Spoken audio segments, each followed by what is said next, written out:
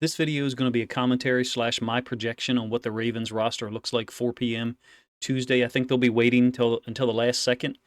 If you look at the NFL website and a couple of other ones, there's other teams that have made multiple cuts or releases, I guess, and the Ravens at that point have made none. Now, as I record this, about 12:30 p.m. Monday, perhaps in the interim, the Ravens make some moves, but I think they will be waiting until the last second because I think they have some needs or hoping to be able to improve certain positions in terms of depth. We'll get right to it, and I'll let you see the offense first. Now, I did initially only keep two quarterbacks because, number one, I don't think anyone is rushing to sign Leary or Jones, but I understand the NFLPA's decision or rejection for the proposal for this year for a third emergency quarterback, I guess, changes that dynamic. Thankfully, we do have guys, particularly on defense, like Brent Urban, maybe even Josh Ross or Kane, who we can retain despite cutting. I know that dynamic, though, in terms of handshake agreements that we've used in the past, I think that has also changed this year as well. Anyway, my finalized 53-man roster is finished here. I wanted to share it with you guys.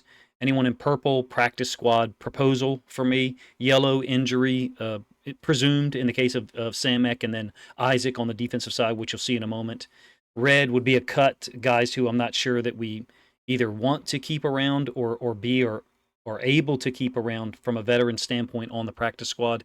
I ended up keeping 24 for the offense and 26 for the defense. I think getting to 25 and 25, I've said it for a couple of years, would be fine also for me, and I think probably is the intended result of keeping that third or emergency quarterback for now at least. So some things to consider as we go through this, and I'll start with defense first, even though I've got the offense displayed on the screen. Malik Harrison offers maneuverability, being able to play outside linebacker and inside linebacker and special teams. Again, the rest of my initial thoughts here or comments are going to be for offense. By the way, that is Saleh down there at left guard behind Voorhees. But Harrison provides versatility in a way that really I don't think anyone else on the roster does. Maybe Ricard on the offense being a fullback slash tight end, but I don't even really think that fits because Harrison theoretically could step into the game middle of the third quarter after an injury, and you wouldn't be hurting too bad for him being an inside linebacker. Additional to that, he's going to be on the field by design as an outside linebacker on early downs at times. So I think he provides some maneuverability for the front office and versatility for the defense in terms of actually being on the field. O-line is where I'll start here. I think we're waiting until the last minute to see what happens in other places, any early releases. But look, if there's a quality offensive lineman, number one, he's probably not going to be released. Number two, there'll be multiple other teams who are playing the same game as us, waiting until the last second or waiting to see, what happens with particular teams. So I think we're kind of thin there. I do. And I don't mean to be alarming. We haven't been great in run blocking, but I feel like the pass pro has been better as we've gone through the preseason. We didn't have Stanley out there and Linderbaum, obviously. I'm interested to see what type of offensive line we are. We signed Derrick Henry, and are we going to be a better pass pro unit than we are in the run game? Certainly, Lamar will impact that dynamic considerably. The moment you put him in there and run some read option stuff, you've got assignment football or responsibility for the defense, I should say, that is going to mean a -1 for the offensive line in terms of who they need to block, and in some cases -2. So that's a game that I think we'll be playing with the offensive line. As it stands here, I had 9 initially, which gets us to 24. I mean, if Samek isn't injured, and that's 10, and we have to, keep a third quarterback, and it really kind of bothers me a little bit that Leary or Jones would be kept in lieu of some of the better players that are on the roster, more talented guys. I was expecting more out of Gage in the preseason. Apparently, maybe he's not completely healthy, but I have him all the way over to the right, obviously Red being cut. Miller, I think, still has some juice left. I showed a couple of plays from the Packers game. To me, he looked good. It was very limited sample size. Dayton Wade has played better than Hardy in the preseason. I wouldn't have a problem if you or anyone else wanted to switch those two and have Wade be the 6th receiver. Maybe Hardy didn't play much because they know what they've got. That's possible. I don't know what their plan is there. It seems kind of secretive. All the way up top and to the right, you can see Tyler Huntley. Apparently, he's going to be cut by the Browns. I was reading an article this morning from a Cleveland area newspaper. So that'd be a huge upgrade for us as far as our top 3 quarterbacks. Lamar, Huntley, and Josh Johnson is what we had in that last year in that order. Leary is a work in progress. That's obvious, as well as Jones. There can be no doubt. Running back is a unique situation at this point. In previous years, barring injuries, we had Gus Edwards, J.K. Dobbins, Justice Hill. And we had a veteran. We had various veterans that we signed each year. Now with Keaton Mitchell out so long, we're in a new place.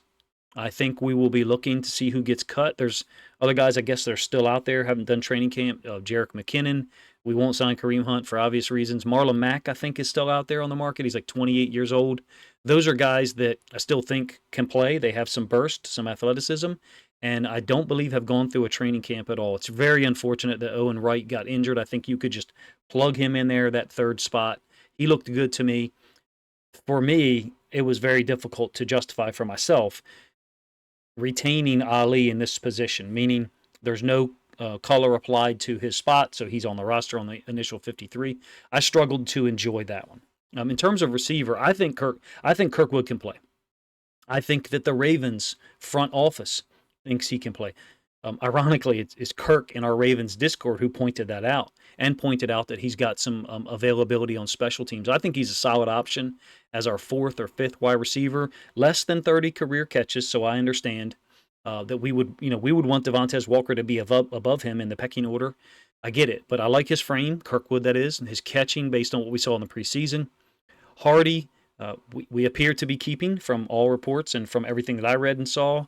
I have him as my sixth, seventh guy, in fact. And I understand that, you may say, well, Coach, I think we're only keeping six. So removing Hardy, adding that third quarterback, or adding Samek is a possibility if Samek's not injured. I thought Miller looked good, but he's not a returner type. Hardy is. I'm not sure what we do at this point at receiver. I kind of skirted the responsibility there by just keeping seven. I understand that that's, probably not what they will do. I think Kirkwood is a guy who can play. Miller showed some bursts the other day against the Packers. If Bateman or Zay Flowers or Aguilar were to go down, I feel like Wallace, Kirkwood, and Miller might be the best three guys. Unfortunately, it sounds like to me all three of them are generally outside receiver types, not slot receivers in general. So you have to let me know what you think of that. I actually started this endeavor Sunday night, was unable to finish it like I wanted to. I started with Beau Brade on the roster. I mispronounced his name like 3 different ways in a video the other day. I started with him on the roster. I'm not saying he's the best player. I'm saying that I went off of the foundational, step that he was going to be retained. I didn't wait till the end. So for me, this decision here, 26 on the defense, which I do think that it should be 25 and 25. I do. I think the offense should have more resources. I understand that there's two elements there. We need a lot of corners and safeties. We do. You just do. You can never have enough good ones. Also, I can get away with saying we need 25 because of Malik Harrison, because Malik Harrison can play both. And you won't always have that dynamic. I wonder if as more high school teams and youth teams go to 11 personnel spread, if you see less true Sam linebackers like Malik Harrison, guys that can play inside linebacker in a 4-3 to the tight end side, and then walk down on the line of scrimmage in that 3-4 slid 50 under look, if you will. So that's a thought that I've had long term about that position and that versatility being available for anyone, not just the Ravens. I do think there's something to be said for 25 and 25. So I think Pepe Williams was the last guy for me here in this structure that I'm providing you. I separated it corners, nickel, and safety. You can see with nickel, I got Ardarius Washington and Pepe Williams, and we've got a lot of options there. I'll get to that here in a moment. Sanusi Kane played well against the Eagles, very aggressive, looked like a hitter, but for me, I thought Brade was too impressive lately to deny. And again, you may say, well, Coach, I don't think we're going to keep that fifth safety there that you have at the bottom of the screen because Ardarius Washington and Pepe Williams, they would count somewhere in there as well. So hopefully I did my math right here, and I've got 26. Daryl Worley I have as a cut, and I really just think the world of the dude. I think when he's been plugged in on defense last year particularly, he played well. Struggled more so at 2021 when we went to Cincinnati late in the season, and we were unable to stack up with them, obviously. But as soon as Mike McDonald showed up, guys like Daryl Worley seemed to be elevated when they were on the field. We didn't have as much glaring deficiency in talent with guys like Worley on the field as when we did in Wink Martindale's system. And I don't know how another way to say it other than that. Mike McDonald's system seems to safeguard some of your starters not being out there. The quality depth that we have at corner, I think, is obvious. Outside corner with Marlon, Brandon, and Nate Wiggins. And then JAD, hey, he's healthy.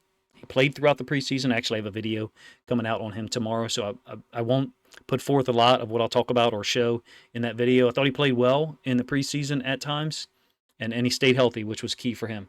Adisa Isaac, I have as injured here. Maybe he's not. Maybe he's another one that's got to be in consideration for OLB. I think with Harrison being a swing linebacker, outside linebacker, or inside linebacker, that either Isaac or Ross is got to be considered to not be on the 53, but Isaac is a third-round pick, so we're not going to risk him. Someone would pick him up. I don't know that the same thing exists for Josh Ross or Sanusi Kane, so maybe those guys are the last ones for you, or maybe it's Pepe Williams. We certainly have a lot of depth at corner and safety, like I said, and the options at nickel or slot corner are awesome, in my opinion. Even with Millette injured, who presumably would play a lot of snaps at nickel corner or slot corner, whatever you want to call it, we could, even with Millette injured, we could still put Hamilton there, and he's our Hulk at that position. He's a physically dominant guy. Or Darius Washington. Marlon Humphrey could play the nickel slot position with Nate Wiggins to the left and Brandon Stevens to the right as outside corners. It's just a good group with a lot of possibilities, in my opinion, depending on what we want to accomplish. I do suspect that we see Marlon, if he's healthy and Wiggins is as well, that we'll see Marlon in the slot some to get Wiggins on the field, but not pay Marlon as much money as we're paying him for him to be on the sideline. So that's my roster configuration for 4 p.m. Tuesday, my projection. I wanted to get it done Sunday night. Unable to do so for today. I wanted to release it far ahead or advance of Coach Evans at Sip the Tally. I know he's got a call-in show and stuff he does on Monday night, so I try not to step on that. But this is, to me, where the Ravens are blessed, is that we have a guy on defense who can count as an inside linebacker and outside linebacker and play special teams. And so maybe it's time to be in a 25-25 configuration with the three specialists. I didn't put them in here, obviously. That's a given. But that, to me, is a tremendous buffer for the front office and for the coaching staff. Another thought that I have along those lines is if you can continue to find a guy like that, because where else could that exist on the roster? If you didn't have, and look, Pat Ricard's been a good player for us, and I like Pat Ricard. I'm glad he's on the roster in 2024, but there will be a time when he's not here as a fullback / tight end. So, do we keep 3 tight ends? And then that gives us another additional player we can have on offense. Do you think it'll ever be 26 for offense, 24 for defense? I don't. But given the fact that we have a dedicated fullback who does play a lot of tight end, or line up at a tight end offense, put it that way, in Pat Ricard, and that we have a swing linebacker on the defensive side, that 24-26 I think looks a little imbalanced. I feel like my instincts are telling me it should be 25-25. I don't know what other teams do. I understand the Ravens have often kept 26 on the defense, and so you may say, Coach, that's not ever going to be the way the Ravens do it because they're heavily focused on defense or whatever. But I think there will be a day when it's quite possible if we retain that swing linebacker, whether it's Malik Harrison or someone else in the future, where it's more of a balanced roster 25-25. And look, it might have to be with the quarterback situation here coming up soon with the way the NFLPA, realistically, it should be at least a 54-man roster at this point. For me, in my mind, the moment it went to a 17-game season, I think it should have been 57. And I understand the owners don't want to pay those guys salaries and have so many guys accrue years of service, presumably get into the pension system, which I guess would be a snowball effect for the owners at some point in terms of how much money they're having to pay, let's say 6, 8, 10 years down the road. In my opinion, from a player safety standpoint, we should be looking at a 56, 57-man roster right now, and some of these decisions at the bottom we shouldn't be put in that position, and neither should the players.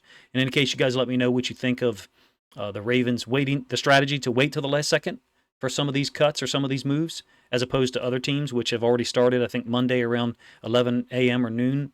Most teams are already started, and then when I recorded this, the Ravens had yet made a move, so perhaps as it publishes or premieres on YouTube, it'll be outdated already. Appreciate you guys' time, man. If you think other Ravens fans would enjoy this roster projection that I made in terms of practice squad cuts and guys that'll be kept to get to 53 or really 50, then please consider grabbing a link to this video, sharing it out on social media to help this content get more reach.